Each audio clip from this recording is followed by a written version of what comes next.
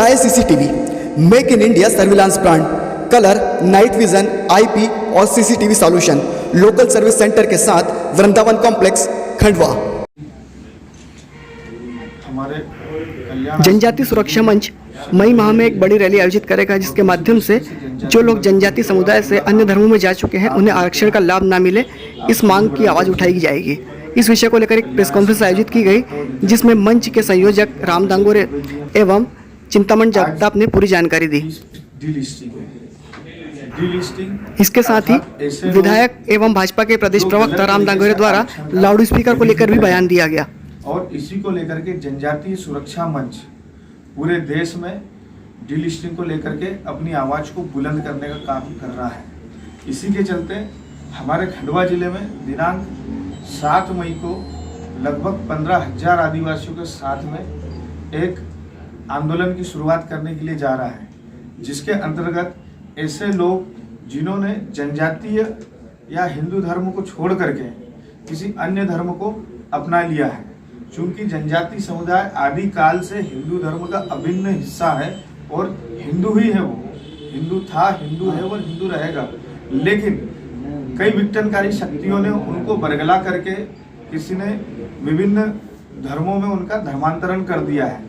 चूंकि हमारे संविधान के अनुसार सिर्फ एससी वर्ग के लिए यह है कि अगर कोई धर्म परिवर्तन करता है तो उसको रिजर्वेशन का फायदा नहीं मिलेगा, लेकिन जनजातीय वर्ग के लिए संविधान में ऐसी कोई कंडिका नहीं लिखी गई है या कहीं दर्शाया नहीं गया है कि अगर वो धर्म परिवर्तन कर लेता है तो उसका आरक्षण खत्म कर दिया जाएगा।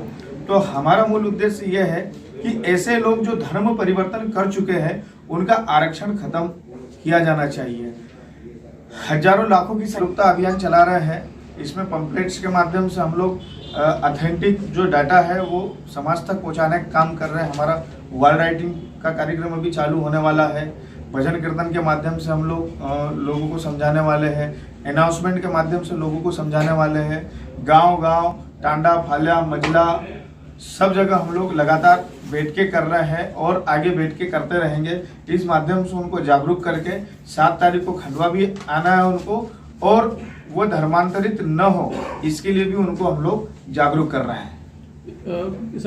करने के बाद में भी होने के बाद में भी अगर वो लोग रिजर्वेशन का बेनिफिट उठा रहे हैं तो रिजर्वेशन तो एक्चुअल उनके लिए हुआ था जो जनजाति समुदाय के लोग हैं।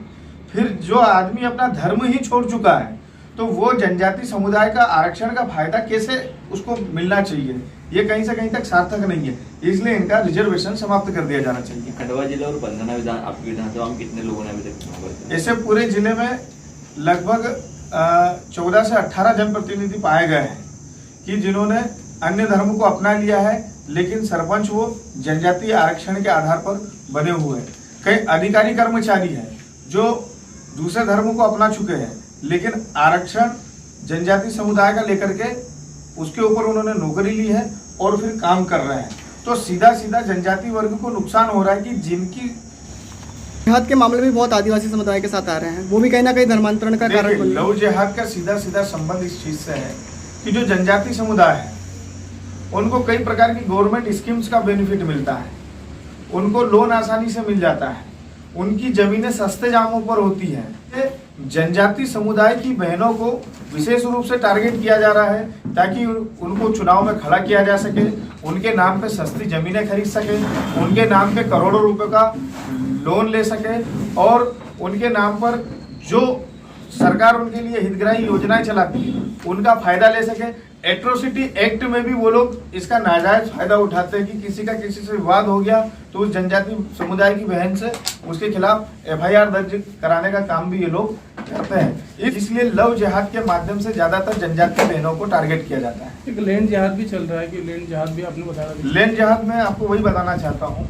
लैंड जिहाद के अंतर्गत जैसे अभी जमीनों का बताया, क्योंकि जनजाति समुदाय की जैसे जो जमीनें हैं वो सिर्फ जनजाति व्यक्ति ही खरीद सकता है, और ये लोग लव जिहाद के माध्यम से उन बहनों को फंसा करके फिर उनके नाम पर सस्ती जमीनें खरीदते हैं और अधिकारियों से साठ-गांठ करके उसका डाइवर्जन करा करके उसको किसी जनरल व्यक्ति के नाम पे करा करके फिर उसको महंगे दामों में बेच देते हैं। स्पीकर को लेकर के तो मध्य प्रदेश में सरकार भी, क्या भाजपा की सरकार इस तरह का कोई कदम उठाने जा रही है? देखिए, हम सभी धर्मों का सम्मान करते हैं, लेकिन जबरदस्ती आप किसी को गाना सुनाओगे तो वो क्यों सुनेगा? और कई वर्षों से हम लोग सुनते आ रहे हैं, हमने उनका सम्मान भी किया और आज भी हम लोग सम्मान करते हैं। लेकिन मेरे ख्याल से अगर किसी को वो चीज़ पसंद नहीं आ रही है तो मेरे ख्याल से उसकी आवाज़ धीमी कर देना चाहिए, या उतने प्राइमेसेस में उसका साउंड रहना चाहिए जितने प्राइमेसेस में उसकी आवश्यकता है। नहीं, ये वाली अपन परिवार पॉइंट ऑफ व्यू से आपकी सरकार क्या काम कर रही है, आपका संगठन क्या काम कर रहा है और आप इन इस तरह की चीज़ों को रोकने में क्यों नाकाम रहे हैं?